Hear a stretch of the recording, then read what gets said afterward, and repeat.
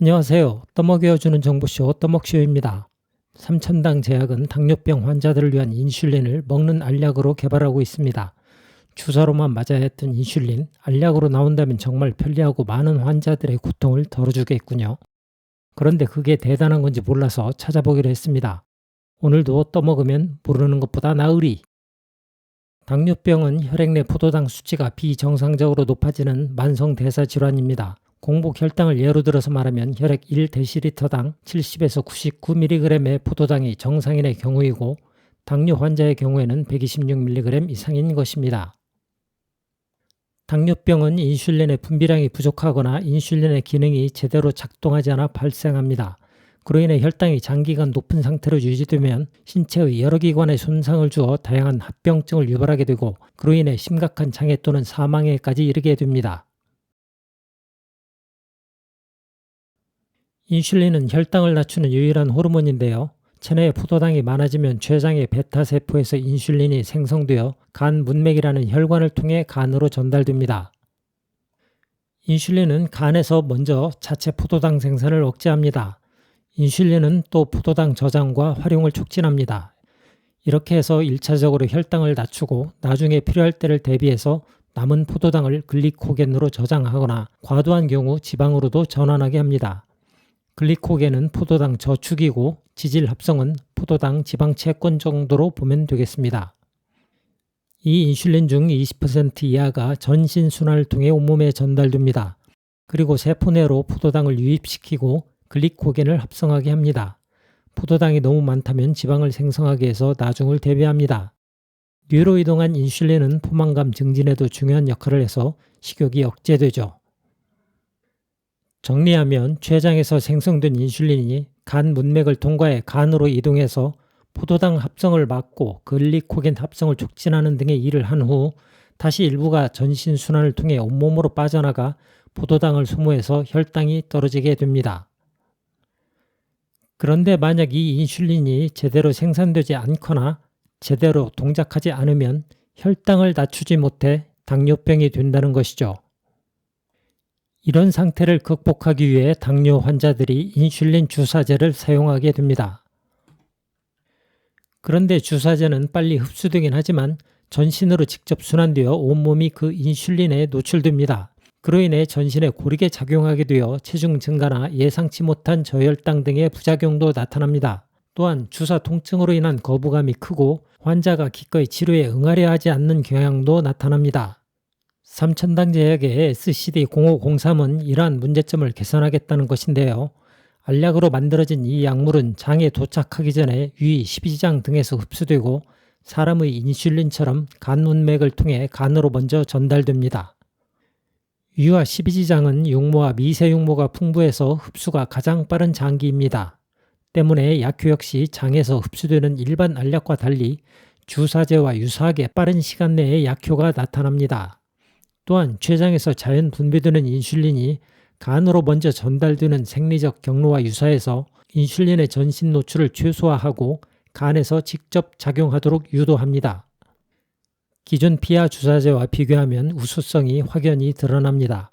전신이 아니라 간으로 먼저 이동해서 저혈당 위험이 감소되고 먹는 약의 편의성, 접근성으로 인해 환자의 치료 순응도도 높아지며 기존의 거부감으로 치료를 꺼렸던 환자들로 시장이 확장되는 효과까지 얻게 됩니다. 가격은 어떻게 결정될까요? 과거 신용평가사의 레포트에 보면 일일 투약 비용을 30분의 1 수준으로 개발한다는 내용이 보입니다. 하지만 이것은 극단적인 케이스를 염두에 두고 수사적으로 표현한 것으로 생각합니다. SCD-0503의 생체 이용률이 20%입니다. 경쟁 물질인 노라메드가 6.25%에 불과하니까 대단한 생체 이용률이죠. 그렇다 해도 주사제 대비 5배의 API 즉 원료의약품이 필요하다는 뜻이고 특수부영제, 제형, 정제화 등을 생각해보면 주사제용 약물보다 높은 원가를 추정할 수 있습니다. 그러니 약물 자체를 30분의 1로 만든다는 것은 말이 안 되고 미국처럼 인슐린 바이알 하나의 생산 원가가 2에서 4달러인데 시장에서는 250달러에서 700달러에 판매되기도 하는 극단적 상황을 극복할 수 있는 공급 해법이 가능하다 정도로 이해하는 것이 맞을 듯합니다. 그리고 실제 약가를 아무리 낮춘다고 해도 너무 낮추는 것은 오히려 약물에 대한 의료진과 환자의 신뢰를 잃는 길이 될 수 있습니다. 마케터 입장이라면 50% 넘게 할인하지 않을 거라고 생각하지만 3,000당 제약이 너무 의지가 강해서 정말 공격적으로 해도 5분의 2 수준은 유지할 거라고 생각합니다. 이 SCD-0503은 3,000당의 S패스 플랫폼을 사용해서 만들었습니다.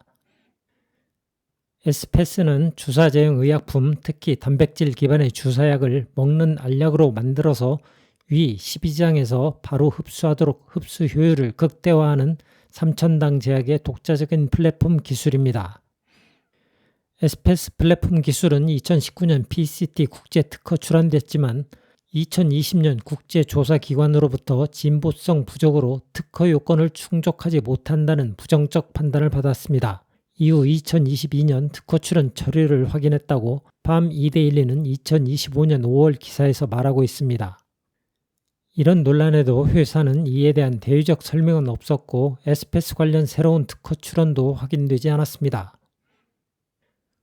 주주 입장에서 생각할 만한 시나리오라면 후속 출원을 물밑에서 준비하고 있다거나 시장이 너무너무 커서 어차피 감당이 안 되니 특허는 고민하지 않거나 아니면 특허 까짓 거 안 받아도 나밖에 못할 거야 이런 자신감을 가지고 있다 이런 정도일 것 같은데요. 다들 어떻게들 생각하시는지 궁금하네요. 글로벌 당뇨병 치료제 시장은 2024년 약 781억 달러에서 2032년에는 1417억 달러로 연평균 7.8%의 성장이 그 중에서도 인슐린 치료제 시장은 2024년에 약 295억 달러에서 2034년에는 약 445억 달러에 이를 것으로 전망된다고 합니다. 한데 놀랍게도 2022년 기준으로 당뇨병 진단을 받은 30세 이상 성인의 절반 이상이 당뇨병 치료를 받고 있지 않은 것으로 나타났습니다. 이런 비수능 환자의 13%는 주사 공포증을 치료 회피의 주된 이유로 말하고 있습니다. 알약 효과로 이런 사람들까지 시장에 유입되면 잠재 시장은 이 수치보다 2배 이상의 크기가 될 수 있다는 것이고 그러면 2028년 기준 116조 원의 시장이 됩니다. 물론 모든 환자가 알약을 택할 수는 없을 겁니다. 중증 환자의 경우에는 계속 주사를 맞겠죠. 경증 환자, 초기 환자 또는 주사와 병용하는 경우 주사 때문에 치료를 회피하는 13%의 사람들, 미국처럼 너무 비싸서 포기한 사람 등 전체 환자의 일부가 사용할 것입니다.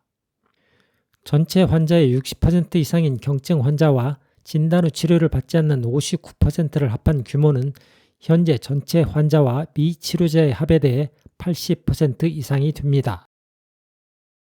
SCD-0503이 전체 116조 시장의 20%를 소박하게 점유한다고 가정하고 3,000당 제약이 공격적으로 약가를 낮추어 주사제의 5분의 2로 한다고 가정하면 연 매출 9.2조 원이 되고 판관비 팍팍 써서 영업이익률 20%만 잡아도 영업이익 1.8조 원, 멀티플 20배면 시총에 기여하는 액수는 37.1조를 추정할 수 있겠습니다. 이래서 특허에 신경 안 쓰는 건지 모르겠습니다만 특허 있으면 더 좋잖아. 아직 임상 전인 만큼 몇 년의 기다림이 남아있죠. 기다림이 지루하지 않게 안과 질환 치료제 아일리아 바이오시밀러가 2025년 6월 처음으로 상업용 해외 수출을 시작했습니다. 기다리는 동안 아일리아 바이오시밀러의 활약을 눈여겨 꼬라보기로 하죠. 3,000당 제약의 당뇨병 경구형 치료제에 대해 공부해 봤습니다. 이 영상은 투자 권유가 아닌 공부 내용을 공유하는 것입니다. 작성자 개인적 의견이 있을 수 있다는 점 유념하시고요. 투자에 대한 판단과 결정 그리고 그 결과는 각자의 책임이라는 점 말씀드립니다. 떠먹여주는 정보쇼 떠먹쇼였습니다.